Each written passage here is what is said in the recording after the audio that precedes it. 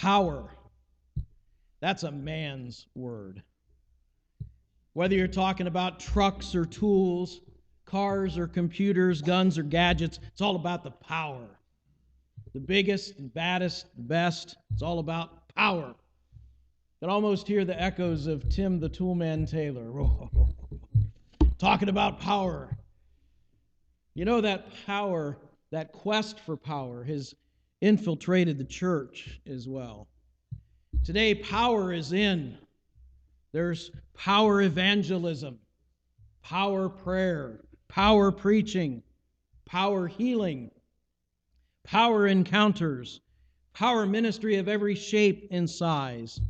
There's even power ties in available colors for power preachers to wear on power days. No, I don't have any of those, by the way. This word power can be understood in two ways: the ability to do something or the authority to do something. We use that term power in both of those contexts. The first speaks of strength and muscle, while the second refers to the right or the position. Athletes may strive for the first kind of power, the ability, while those in politics or business, and sadly some churches, look for that second kind of power, the authority to do something. You don't have to have one to have the other. I have seen big, muscle-bound men be brought down to size by a little woman that they call mom. She didn't have the physical strength to subdue him, but she had the authority. It's that second type of power, the power of authority, that forms the focus of our message today. In John 19, verse 10, we see actually a couple of questions that Pilate asks Jesus, and it is the second one that's going to be our focus today. In John 19:10, Pilate says to Jesus, "Do you refuse to speak to me? Don't you realize I have power either to free you or to crucify you?" I want to begin with what I'm calling the delusion of human autonomy. In some ways, Pilate was the picture of power in the first century. He had the political power of being appointed by the Roman emperor as governor of Judea. And with that came some certain advantages. High officials in the empire and some members of the Senate were privileged to join an elite group called the Amici Caesaris, Friends of Caesar. And when you joined this group, you got a ring to wear. You were allowed into special occasions with the emperor that were closed off to the general public. And you had certain advantages that came your way. The Jews knew that about Pilate, and actually they used that against him. You may have heard in the scripture reading this morning where the Jews said, "If you let this man go, you will no longer be a friend of Caesar." That didn't just mean you wouldn't be buddy-buddy with the emperor anymore. That means you would lose your place in the club. And there aren't many former friends of Caesar that live to tell about it. Usually if you lost your membership, you either lost your life or you lost everything you owned and were exiled to a far-off land.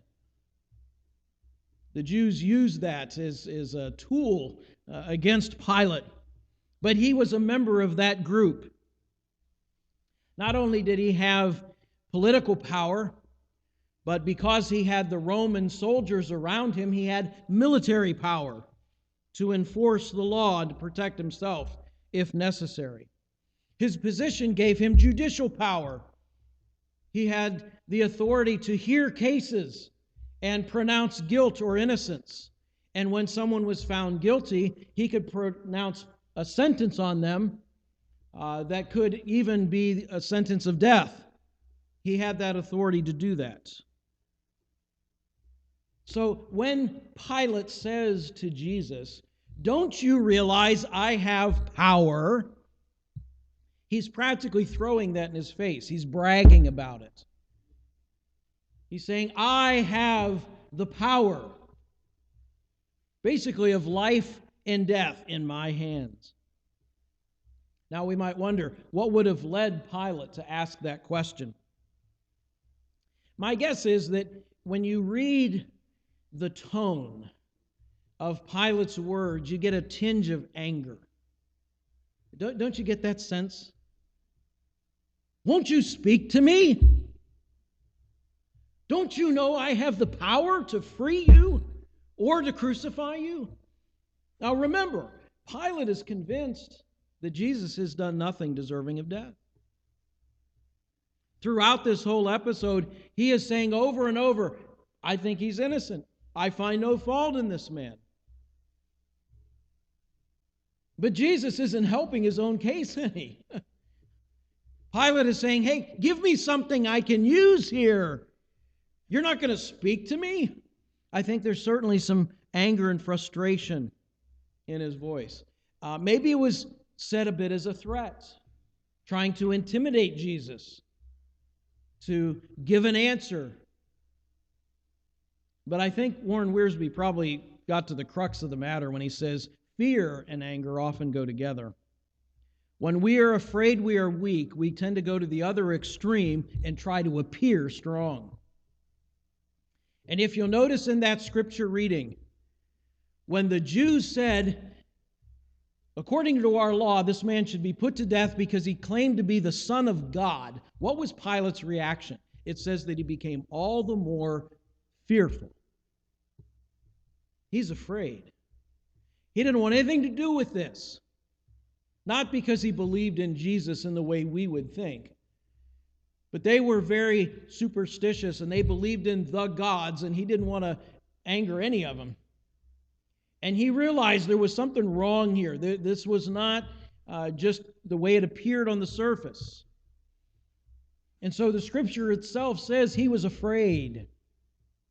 And yes, oftentimes when we're afraid and we don't want to show it, we go to the other extreme and try to appear strong. I think that's probably what Pilate was getting at. What's interesting, though, is for all the power Pilate thought he had, he didn't use it. How many times in this passage does Pilate say, "I find no fault in him, I think he's innocent, he doesn't deserve death," and yet, why didn't he release him? He says to Jesus, "I have the power to free you." Okay, Pilate, why don't you? See, even the power that he had limits. He was living under the delusion of all of this power that he didn't even exercise himself. It was really an empty claim at best. He's already attested to Jesus' innocence 3 times, but he hasn't released him.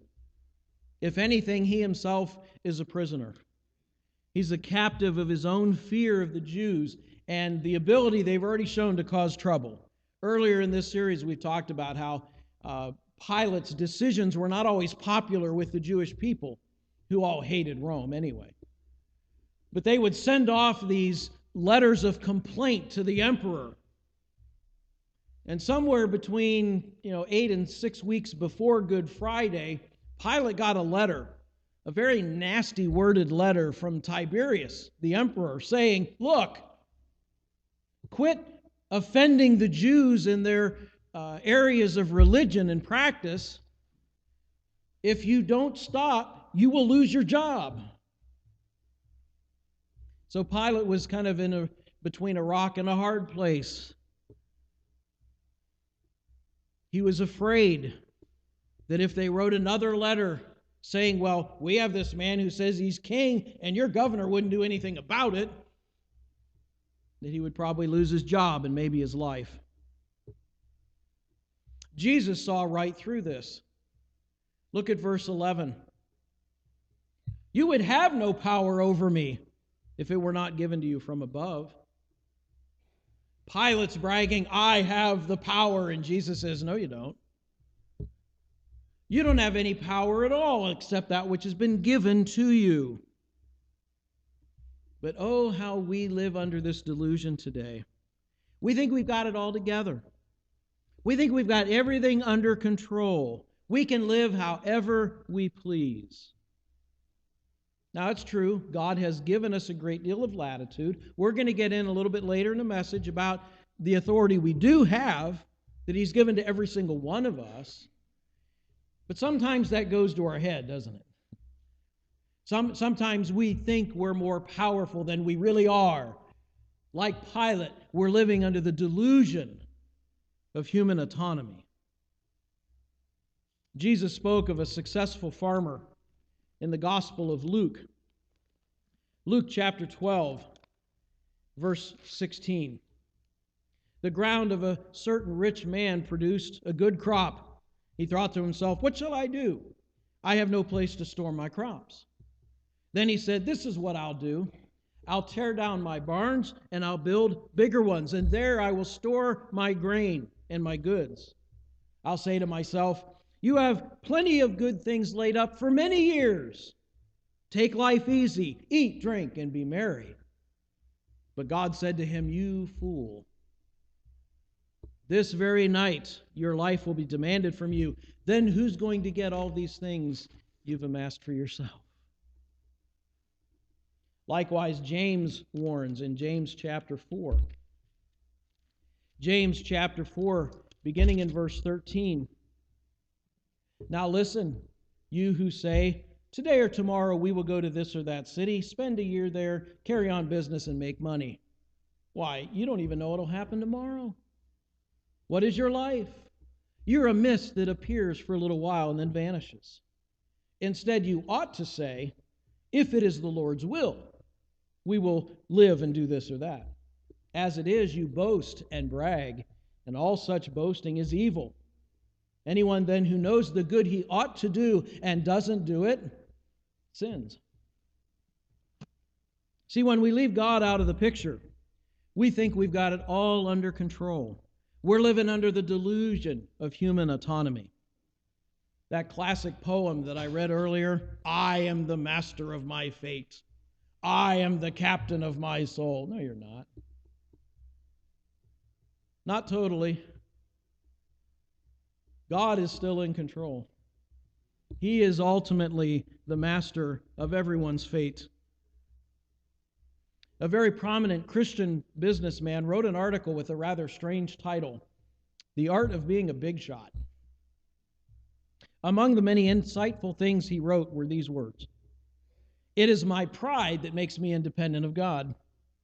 It's appealing to me to feel that I am the master of my fate, that I run my own life, call my own shots, go it alone.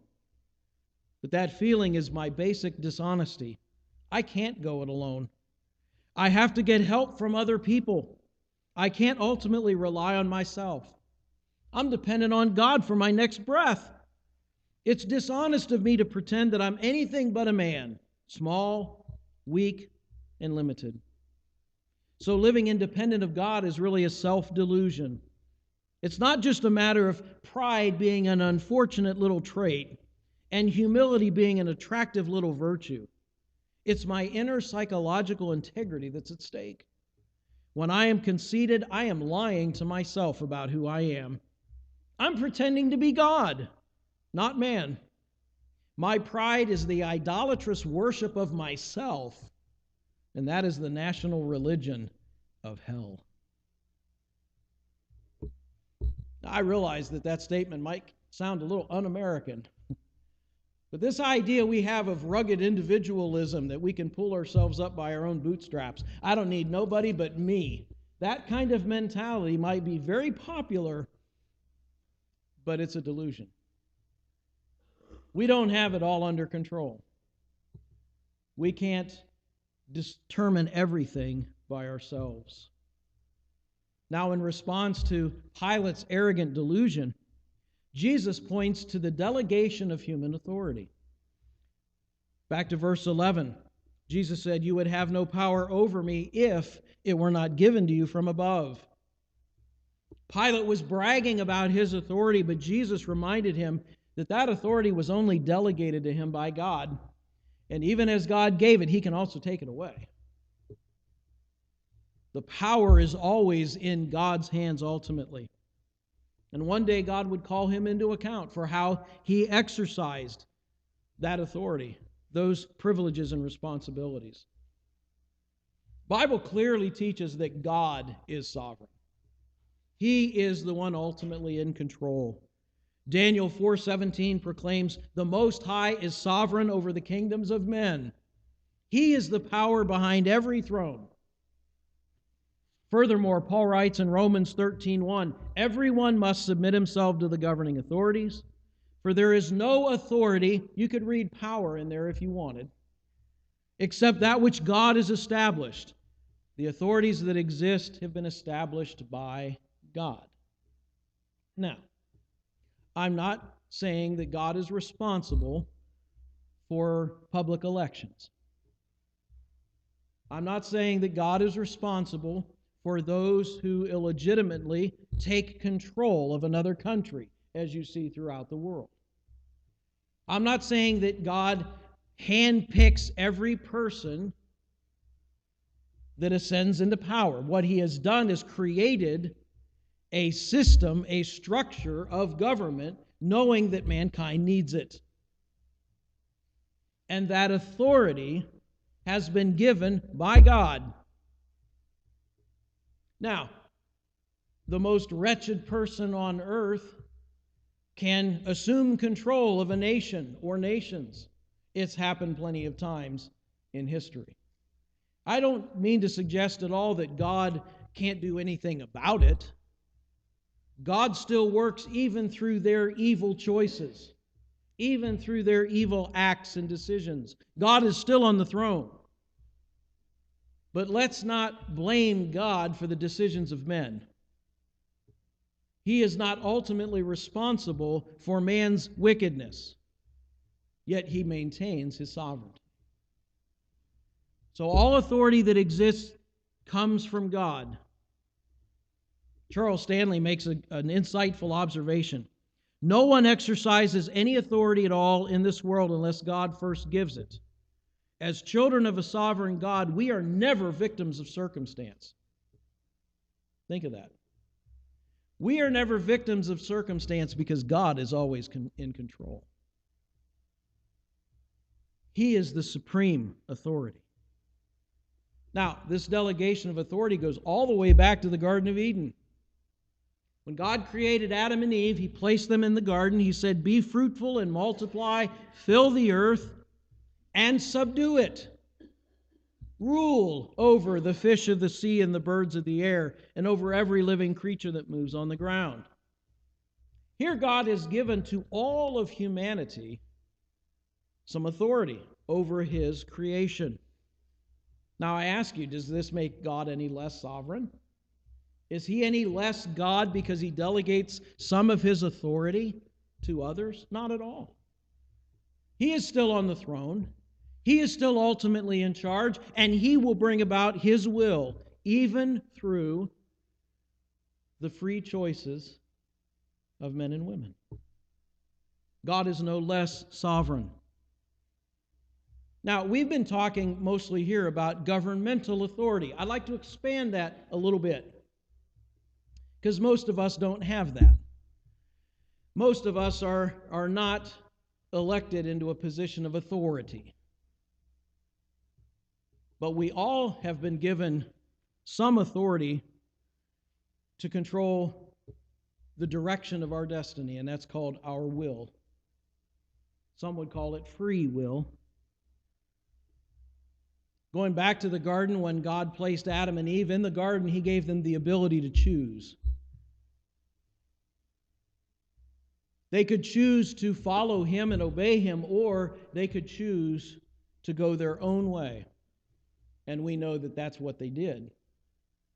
And ever since then, mankind has been trying to make it on his own, trying to do it his own way, be his own God. But it was God that gave us that power to make decisions. And we do. Someone has estimated we make 35,000 decisions every day. Yeah, a lot of them are like silly decisions, but they're still choices. We're confronted with choices all the time. And God has delegated that power to us. He has given us the authority to make some choices, and those choices are meaningful. They have consequences in our lives and sometimes in the lives of others. So throughout the Scripture, we see admonitions to choose. In Deuteronomy 30, verse 19, Moses is addressing the nation of Israel as they are about to enter the promised land. He said, "This day I call heaven and earth as witnesses against you, that I have set before you life and death, blessings and curses." And then he said, "Now choose life, that you and your children may live." This wasn't a matter of chance. It wasn't what side of the tracks you were born on. It wasn't your DNA. It wasn't genetics. It wasn't your environment. It's your choice. Choose life. A generation later, Joshua addressed the nation of Israel once they were in the promised land. And he said, "Now fear the Lord and serve Him with all faithfulness. Throw away the gods your forefathers worshipped beyond the river and in Egypt, and serve the Lord. But if serving the Lord seems undesirable to you, then choose for yourselves this day whom you will serve, whether it is the gods your forefathers served beyond the river, the gods of the Amorites in whose land you are now living. But," Joshua concluded, "as for me and my house, we will serve the Lord." That was his choice. And it was a choice every single person had to make. And it's a choice every single person still has to make. We choose whom we will serve. We choose whether we enter the straight gate or the broad gate, whether we go down the 8-lane highway to hell or that path that leads to heaven, that few find it. The choice is ours. So yes, we do have some authority, every single one of us, in the choices that we make. That doesn't make God any less sovereign. God is not held captive by the choices of men. While we are in control of our choices, I believe God is in control of the consequences of those choices. He still retains His sovereignty. And even when we make the worst choices possible, He can still bring out His will. Now, with that authority to make choices comes the accountability for those choices. And that's our final thought this morning, the determination of human accountability. Going back to John 19, look at the end of verse 11. Jesus says to Pilate, "Therefore the one who handed me over to you is guilty of a greater sin." Jesus is speaking here of the responsibility borne by those who were involved in His arrest, His trial, and ultimately His death. Now we might wonder, who's He talking about here? Now it could refer to Judas. He's the one who betrayed Jesus. It could refer to Caiaphas, the high priest. He's the one that led the trial that condemned Jesus. Or it could have been the Jewish crowd that was, telling Pilate to crucify Him. Since he uses the word one and it's singular, I'm thinking it's probably not the crowd. I doubt that it was Judas, because Judas didn't hand Jesus over to Pilate. It was actually the Jewish leaders. If you want to get really specific, it's probably Caiaphas that he had in mind. But it doesn't mean that Pilate was excused from his responsibility. Yes, this one would be guilty of a greater sin, but a greater sin implies a lesser sin. And Pilate is still held accountable for what he did. Sure, he knew Jesus was not guilty of a capital crime. and yet he allowed him to be crucified. Caiaphas, having the Scripture, should have known that Jesus was in fact who he claimed to be. Since he had a greater knowledge, he holds a greater accountability, and he will be held responsible for what he had done. You see, authority always leads to accountability. Jesus taught in Luke 12, verse 47 and 48, "The servant who knows his master's will and does not get ready and does not do what his master wants will be beaten with many blows. But the one who does not know and does things deserving punishment will be beaten with few blows. For everyone who has been given much, much will be demanded.